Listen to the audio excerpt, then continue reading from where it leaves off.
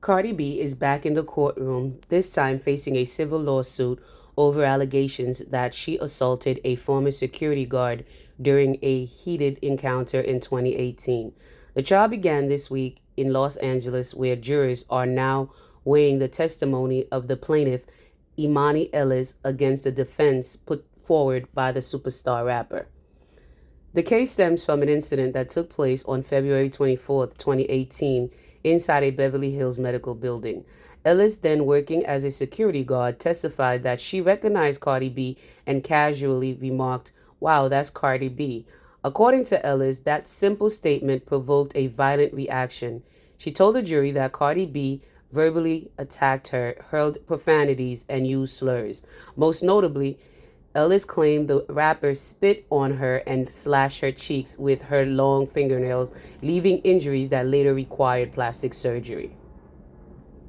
Ellis described the altercation as super traumatizing and said it left her with ongoing psychological struggles, including anxiety, depression, insomnia, and PTSD. She claims the injuries from the alleged attack forced her to undergo plastic surgery, but she admitted in court that she had no photograph of her wounds prior to the surgery. When pressed, Ellis explained she simply forgot to take the pictures, a point the defense argued as a significant red flag. The defense highlighted that in the cases of alleged assault, particularly those resulting in surgery, documentation of the injuries would normally be expected. Ellis also testified that the incident forced her to quit her job as a security guard, compounding her mental health struggles and financial hardship. However, Cardi B's legal team disputed that claim, producing evidence that Ellis was not only fired from her position, but also wrote a letter of apology to her former employer. In the letter, Ellis acknowledged her conduct and the reason for her dismissal, undercutting her narrative that she resigned due to the trauma. Cardi B's attorney argued that Ellis' accounts contains inconsistencies and exaggerations. They maintained that the rapper, who was 4 months pregnant at the time, had not yet announced her pregnancy, felt threatened, and was acting out of fear for her unborn child. They insist there was no physical assault and claim Ellis' testimony has shifted over time. Before the trial began, Cardi B's legal team secured several important rulings in her favor. The judge ordered that the case would be heard in two phases, the financial details introduced only if she is found liable in the first phase. The court barred references to her past as an exotic dancer or other unrelated controversies, calling them prejudicial and irrelevant. During testimony, Ellis faced questions about the lack of camera footage from the elevator where part of the altercation allegedly took place, as well as her failure to provide photos of her injuries. Despite these challenges, she stood by her claim, insisting the encounter caused lasting damage. Outside the courtroom, Cardi B's appearance also made headlines. Sporting a sharp pixie cut wig, her look quickly went viral, with memes comparing her to a mix of pop culture figures. While the moment generated laughter online, it also underscored how celebrities' trials often straddled in the line between serious legal matters and viral spectacles. The lawsuit accuses Cardi of assault, battery, intentional infliction of emotional distress, negligence, and false imprisonment. If the jury rules against her in the first phase, the proceedings will move to determine how much she may have to pay in damages. For Ellis, the trial is about accountability for what she calls an unprovoked and humiliating attack. For Cardi B, it is another high-profile legal challenge at a time when every move in and out of the court is scrutinized by the public. Basically, at this point, I'm going to be giving an opening statement on behalf of the plaintiff, Emani Ellis, to give you a little overview of what this case is about. So basically, the evidence will show that this is a case where Emani Ellis, on February 24th, 2018, at around 7 a.m., went to her job as she usually did, as a security guard. And her job was to protect the building on behalf of the landlord. And she went to her job on that day, and at approximately, the evidence will show that approximately 1:30 p.m., as she was doing her rounds, she was on the 5th floor, and the defendant got off the elevator. And as the defendant got off the elevator, the evidence will show that plaintiff was excited. She was actually a fan of the defendant before this incident occurred.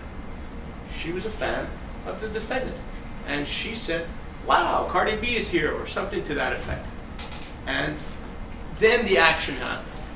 The evidence will show that Cardi B misunderstood what happened. The plaintiff was simply excited to see her and made that excited utterance. The evidence will show that the plaintiff had an earpiece on her phone, in her ear. And when she was there in the building, Cardi B, again, mistakenly thought that Emani Ellis was telling people that Cardi B was at the building, but that is not the case. Plaintiff will testify that that is absolutely not the case.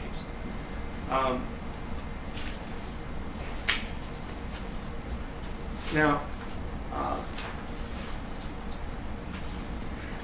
Miss Ellis at the time was in uniform. She was working for Allied Security. She had a license to be a security guard from 2014 to 2018.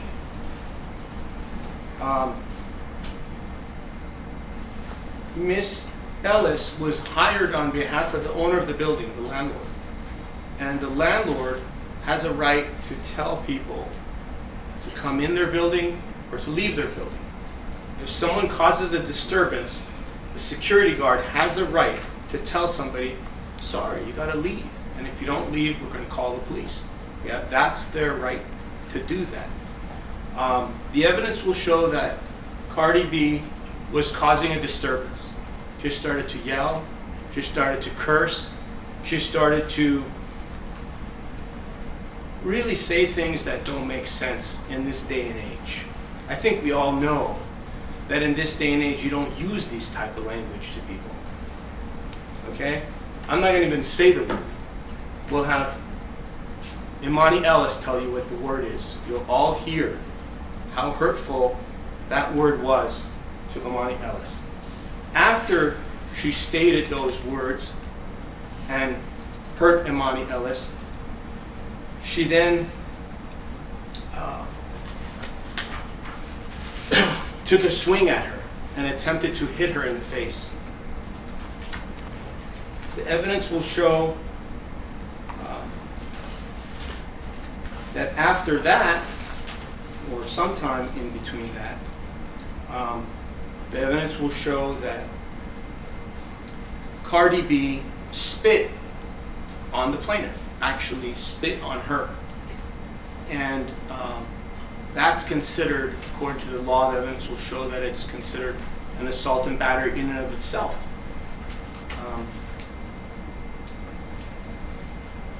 There's some law enforcement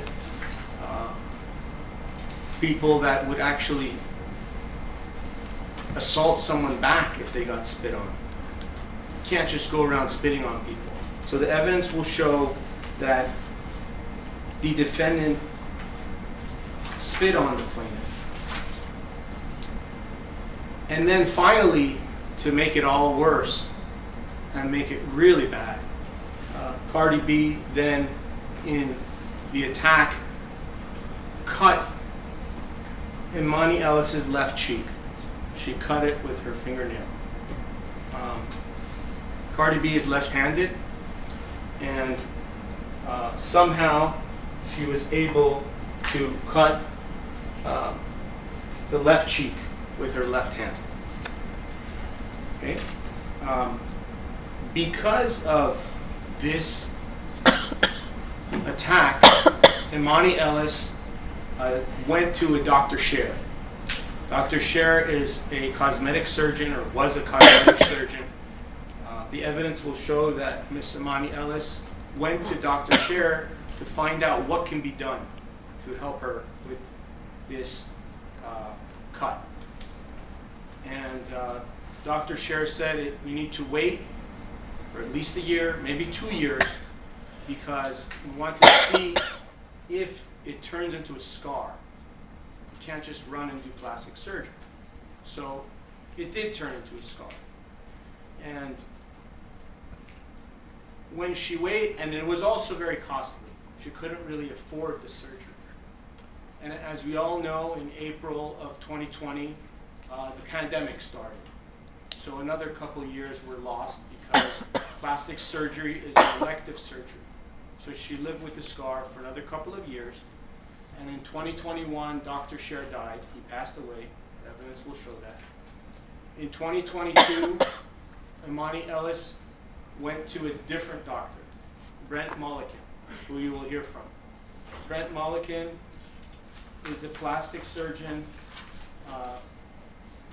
who is designated as an expert witness in this case, who will testify in his opinion why he believes where the scar came from in his opinion, which he will testify. The evidence will show that he will testify in his expert opinion of being a plastic surgeon, that the scar came from a fingernail.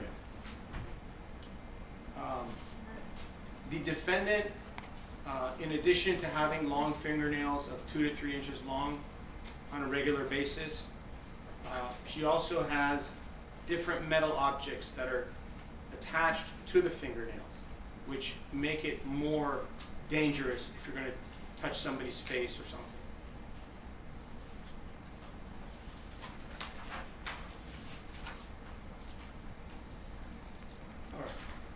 All right. You will hear from Emani Ellis. She will testify today about what happened to her. You will hear from the defendant, and then you will hear from Emani Ellis's grandmother, if we get to that point today, where she will explain a little bit about the changes that happened with Emani Ellis. So in a civil case, it's a little bit different. It's not, the scales of justice have to be tipped just a little bit more than 50%. You don't have to prove 100%. This is not a criminal case, this is a civil case. And as the judge read, one witness, the testimony of one witness alone is sufficient for you to believe that testimony. That's in the jury instructions that were just read to you now. The testimony of a single witness is enough to prove a fact. That's what we just heard now. And you will hear from multiple witnesses. The other thing I wanted to mention before I close is there needs to be some accountability from the defendant. The defendant has taken no accountability for what she has done. There should be some level of respect for security guards. When a security guard approaches somebody and asks them to leave the building, or approaches someone and tries to explain what happened, they should give some type of respect to the security guard and listen to what happened. No matter what, even if, this is not true, even if Emani Ellis told all her friends that Cardi B was in the building, there was no reason to curse at her, spit at her, take a swing at her, and cut her face. All that is unnecessary and uncalled for. So with that, I ask you to keep an open mind, hear all of the evidence. Thank you very much. If I have another witness to call. Yes, plaintiff calls defendant Cardi B as a hostile witness. Thank you.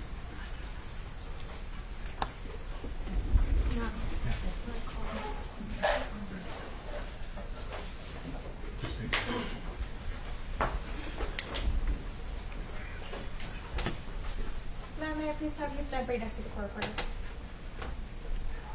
Please raise your right hand. Do you solemnly state that the testimony you may give in the cause now pending before this court shall be the truth, the whole truth, and nothing but the truth, so help you God? Thank you. May I please have you state and spell your first and last name for the record? My name is Beverly Hills. May I please have you spell it? The whole thing? First name and the second. Okay. VELCALISKLMANZA. Great, thank you. You may take a seat, please watch your step.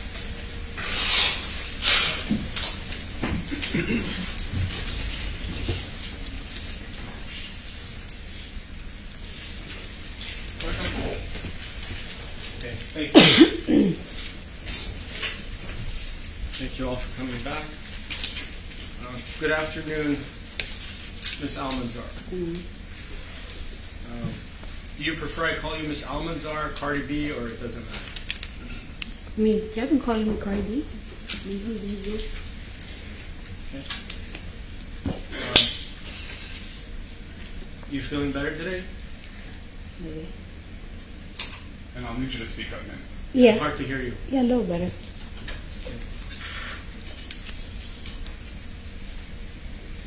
Your birthday is October 11, 1992. Yes. You're left-handed. Yes. Are you the firstborn child? To my mom.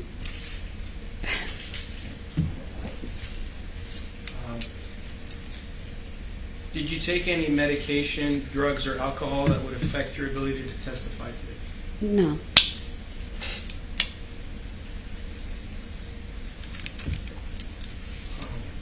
On the date of the incident, did you have black hair, blonde hair, or different color hair?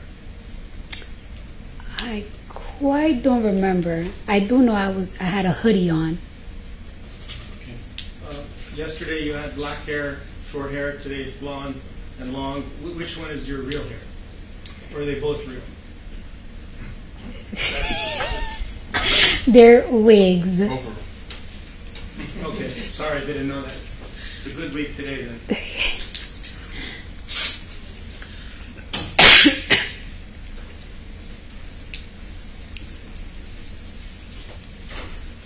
Do you have any affiliation at this time with a gang? Objection, Your Honor. Motion limiting that violates the motion limiting the order. Sustain, Consolino back.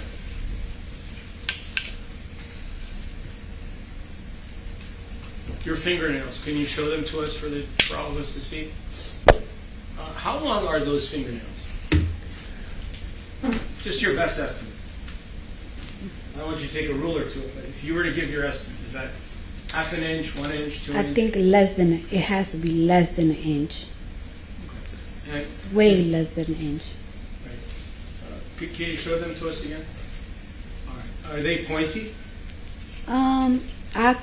These are not, to me, are not pointy. They're like circle, oval, Okay. Are those your real nails or are they fake nails? fake nails. If I wanted you to change them to 3-inch nails, Mhm. how long would it take for you to do that right now? Well, it really depends. Like these are like glued on, so they will be a little bit quicker. Sometimes I do acrylic, which could last me on for 2 weeks. I will literally have to take like 2 hours to melt them off if they're acrylically on. On December 24th, 2018, do you remember going to 8920 Wilshire Boulevard in Beverly Hills? December? I'm sorry. February 24th of 2018. Mm-hmm. Do you remember going to 8920 Wilshire Boulevard? Mm-hmm. Mm-hmm. I'm looking at sir, what's a yes or no? Yeah. Yes.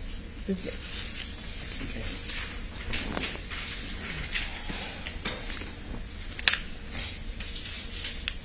Do you know Dr.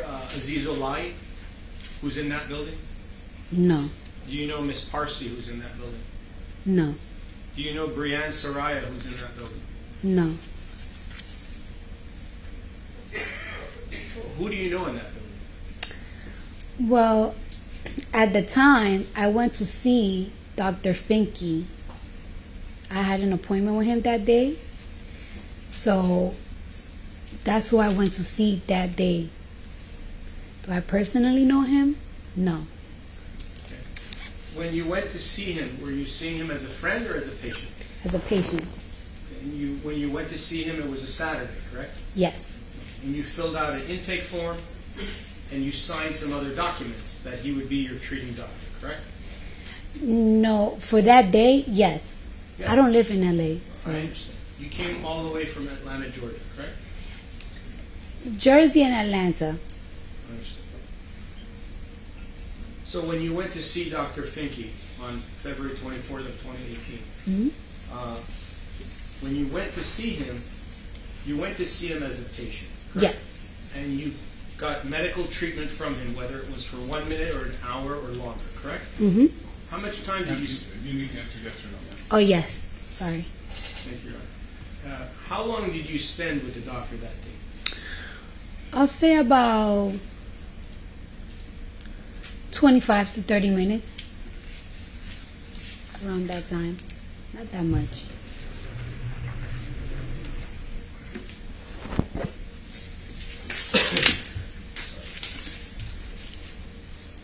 And when you were there on that date with Dr. Finke, Mhm. Did he examine you? Yes, he examined my baby for a little bit. And what baby was that? What number? Number 1. Oh, that was the first child you ever had. That's my first child, yes. And you were 25 years old at the time. Yes. You're aware that plaintiff was the same age as you at the time? No. Assist me. No.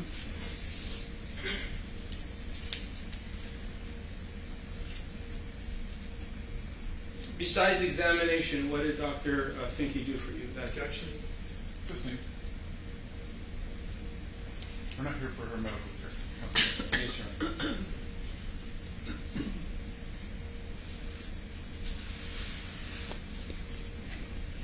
Did you keep Dr. Finke's, well, strike that. Who referred you to Dr. Finke? I asked somebody to find me like a very upscale private doctor. So I was like, I need to go to the doctor's like tomorrow. Like I feel so weird. And they were like, we're gonna find somebody. And that's just how it goes.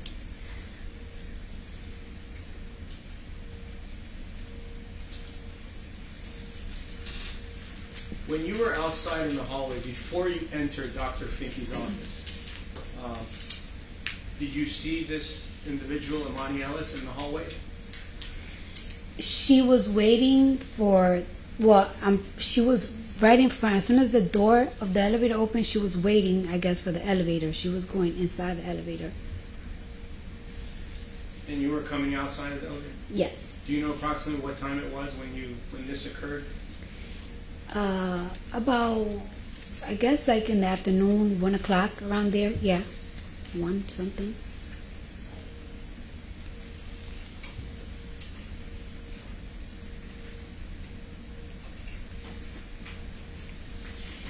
Have you ever seen Dr. Finke either before or after February 24th of 2018? No. When you went to Dr. Finke's office, your security guard drove you there? Yes. And his name is Karan Newton? He was my security guard. Yes. Did you have more than one? It depends, but he was just my main one, yes, at the time. Did he go up with you to the medical appointment? No, I didn't want him to know that I was going to a OBGYN. So, You didn't want your security guard to know that? no, Why? I don't. Well, first, I didn't want people to know that I was pregnant. Second, I was a little like, I don't want a guy that I work with to know I'm going to a vagina doctor.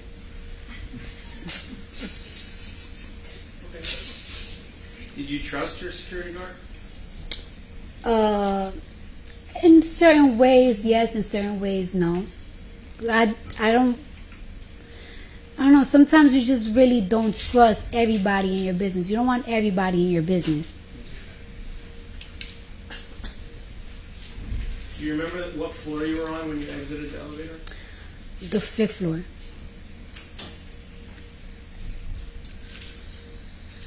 At any time did your security guard come into the building after learning about there being some kind of incident in the building? He was waiting for me, like, not necessarily like inside. He was like waiting for me like by the exit, like by the door. Around there, yeah. Do you remember the building? Yes. You remember Well, that? I kind of remember, but I do know that he was waiting for me by the door. And you're talking about the lobby area where you Yes. take the stairs up? Mm-hmm. So The he lobby. was inside the building or right outside?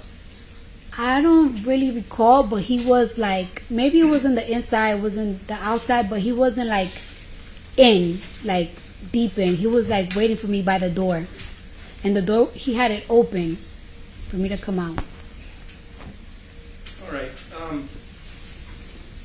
So would you consider that your security guard was with you at the time, whether it was upstairs, downstairs?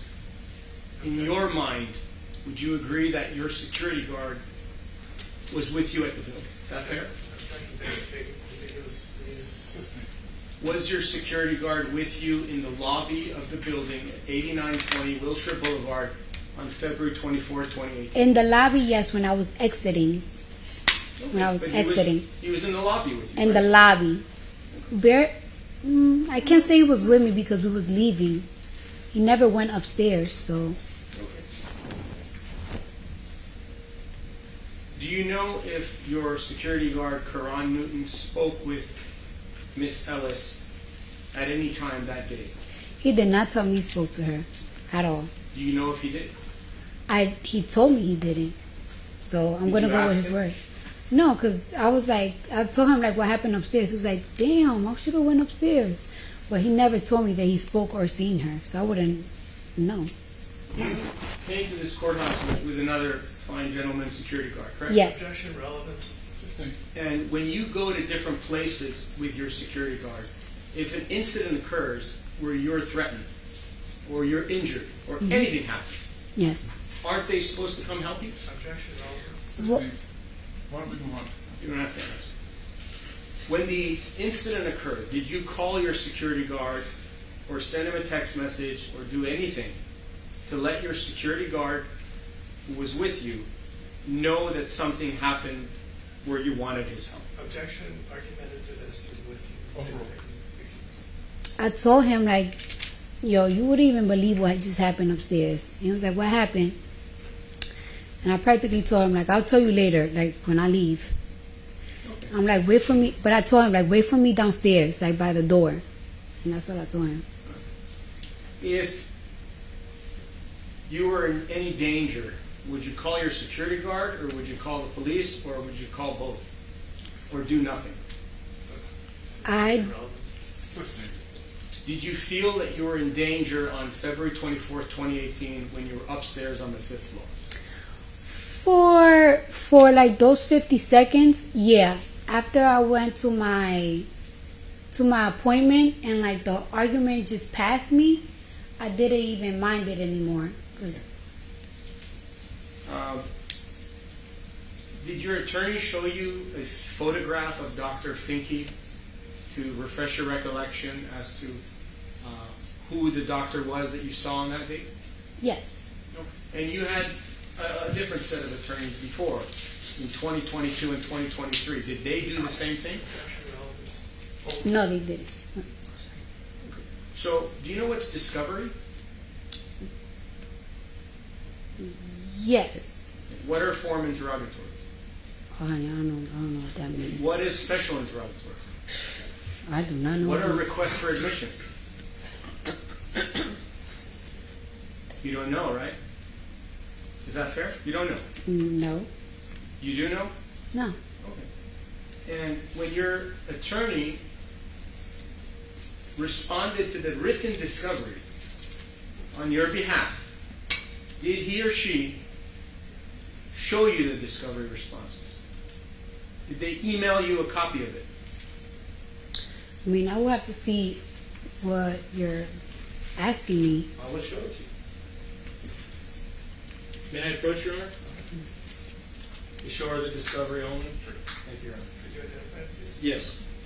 I will show it to you.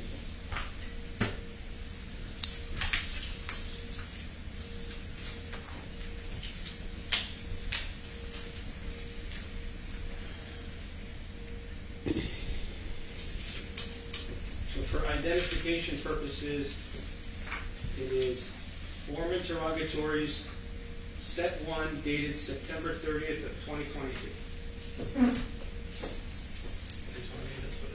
That's what it is? Okay.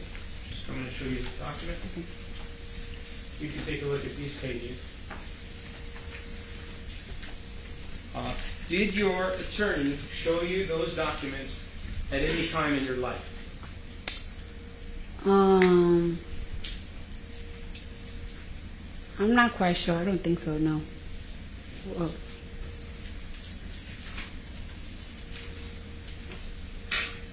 And I'm going to show you, with the court's permission, your responses, which were drafted and served on January 17th of 2023.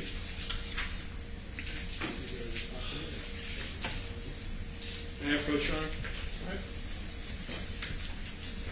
We'll show you these documents as well. So you can take a look at those documents. Do you ever remember receiving these documents from anyone, whether it was your attorney, the attorney's paralegal, a family member, anybody? Did they ever show you these documents when they responded on your behalf? This one I saw. This one I saw. Okay. You saw that one? Yeah. Okay. I want to go over it with you. On the one that you're on the right, if you can look at 12.1. You see the question, 12.1? It would be, I believe, on the 6th or 7th page.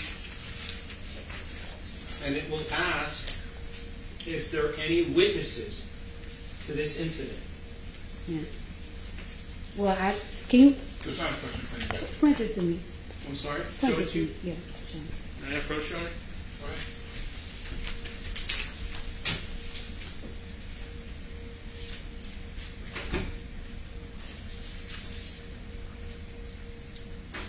It's on page 5, under 12.1. Mm-hmm.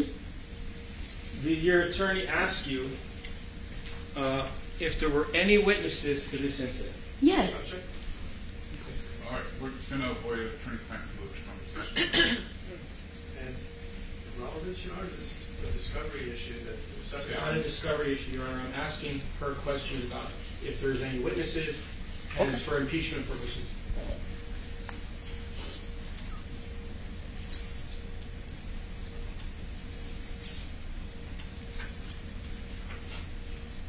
Okay, and if you look at the response, there's a response there in the 50-page document to your left.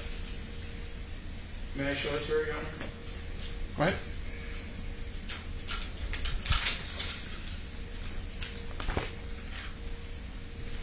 Sorry, can you identify by page and line? I'm not sure Sure. what it means by showing it. I can show it to you first if you'd like. I just, what do you, I wanted her to talk about the response. all right. That's. These are the questions. May I read the question when I go back to my seat? I will show you. It's your direct counsel. Thank you.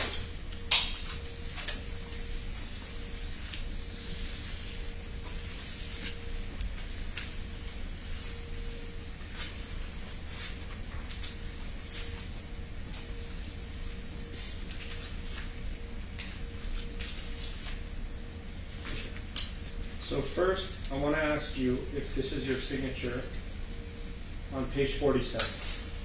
Is that your signature?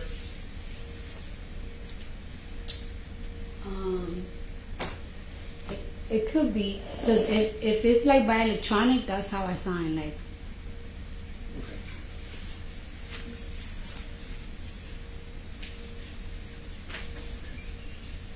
And the question that I showed you, 12.1, let's say you want to read it or you want me to read it to you? you can read it. State the name, address, and telephone number of each individual who witnessed the incident. This is A, subparagraph A. Or the events occurring immediately before or after the incident. Mm-hmm. That's what the question is. Yes. As you sit here today, Yeah. would you, is it your testimony that Dr. Finke is a witness to the incident? Absolutely. He is a witness. Yes. She knows. She was there. Is Dr. Finke outside speaking with you? Outside where? On February 24th, 2018. Outside like, In the hallway. yes. He came out of his office? Yes.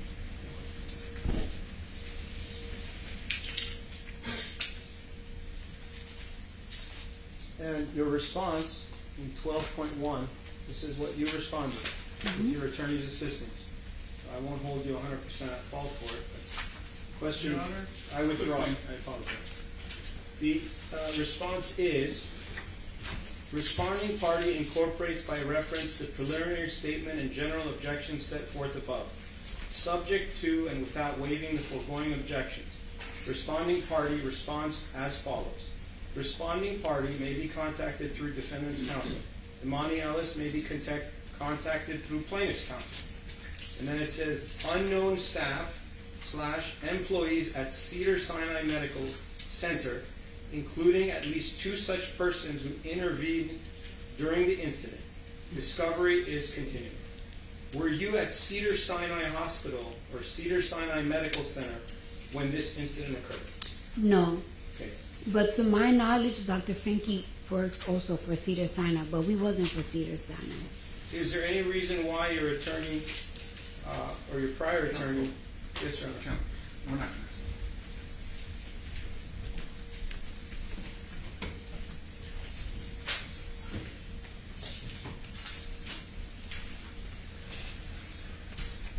And at the time when you saw Dr. Finke, you knew his name at that time, correct?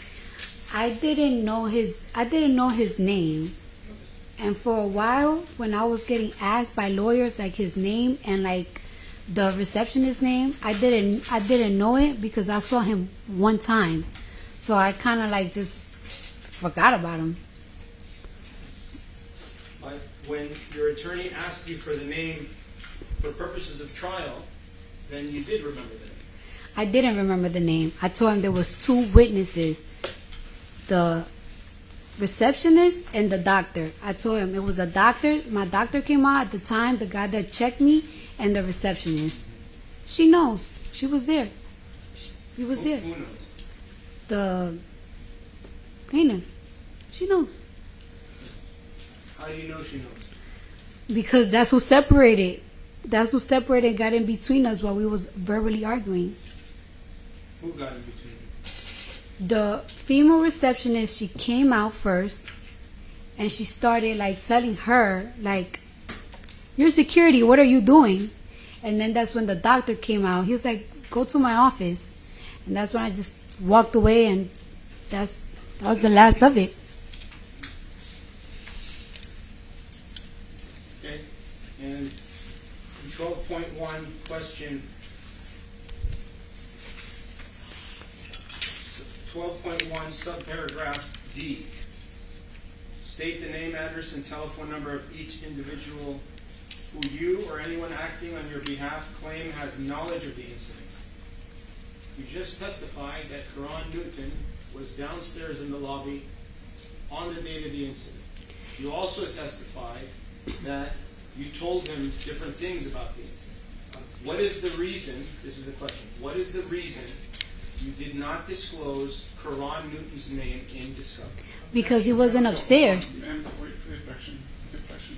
First, it mischaracterizes the testimony, it's compound, it's irrelevant to the merits of the case. It's listening.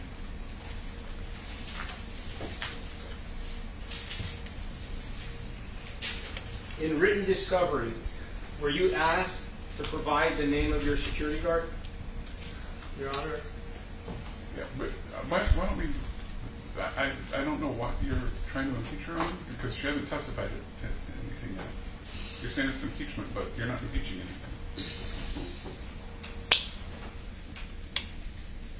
Did you respond to special interrogatory set 1 through your attorney? Your Honor, All right, the court's going to sustain its own 352 objection. Why don't you move on?